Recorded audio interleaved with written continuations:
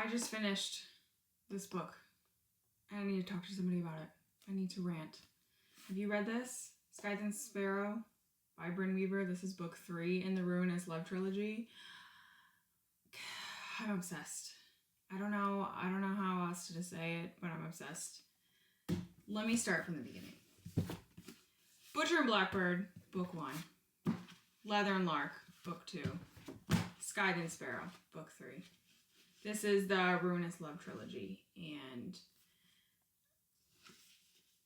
it's just supreme. It's supreme. Murder and romance, not just murder, but murder for the right reasons. This is such a good mix. Let me go over all 3 of them and my opinions because I need to convince you to read these if you haven't already. Also, I need to warn you, if you have a queasy stomach and can't handle certain descriptions of certain murder type activities, would not recommend that you read this trilogy. Otherwise, you're probably going to hate me after you finish the first couple chapters of book 1.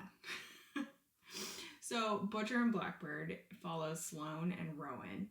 They are 2 serial killers that compete in this competition, and he falls for her first and just pines for her for years. It is so cute. He and Sloane have the best banter. It's hilarious. Also, the audiobook of all 3 of these are so good. They're so good. They have such a funny banter, and their friendship just grows and turns into a romance, which I just love. How I just love how it's built on friendship. There are so many swoon moments with Rowan and the things that he does for Sloane. This was the beginning of my obsession with the Kane men. They know how to treat a woman, for sure. So that's book 1. Book 2, Leather and Lark. Also, great couple. But I do want to say Leather and Lark was a little slower for me. I did still love it, but the pace in Butcher and Blackbird just like jumps you in, and then you get into Leather and Lark and it slows down a little bit. Felt a little more domestic romance to me. They end up in a marriage of convenience. This is Lark and Lachlan's story, and it's a slower burn. It's a slower romance. She's more of like a sunshiny, glittery type personality, and Lachlan is a big grumpy bear. Big grumpy bear, honestly. So they have this marriage of convenience, and Lark is just unapologetically ready to be Lark Kane. She gets the driver's license from the beginning. I love it. She's just 100% sure of who she is. And Lachlan is absolutely whipped by his wife. I just thought Lachlan was so sweet and kind of a softer personality than Rowan was, but he's also almost more fiercely protective of his woman than Rowan was, if that's even possible. I don't know. I can't decide who my favorite is. If I prefer... Actually, I don't know. Between the 3 of them, I mean, I would take all 3. And then book 3, Scythe Sparrow. This one, I felt like from the first chapter, I was just thrown in like a cold plunge into the water.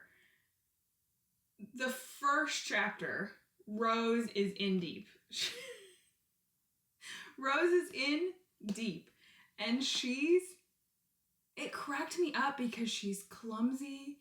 And not only that, but she gets queasy at the sight of blood and keeps throwing up when she sees these disgusting things, which just had me dying in a lot of the scenes.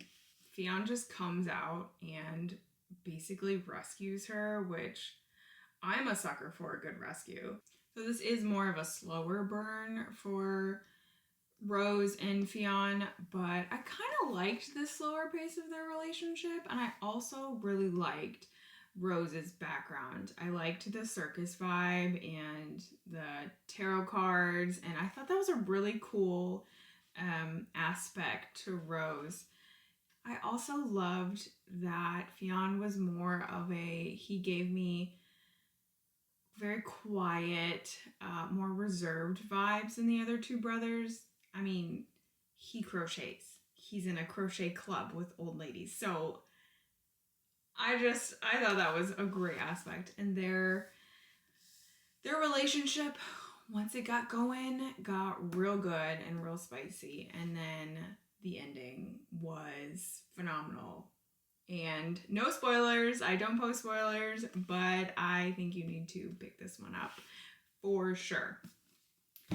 Now, while I'm on the mood of murder romance books, I just want to also highlight one of my other favorite murder romances.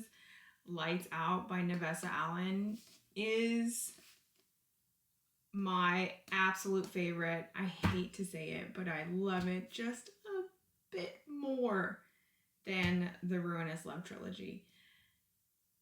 I don't know, it was something about this banter between this couple was just phenomenal.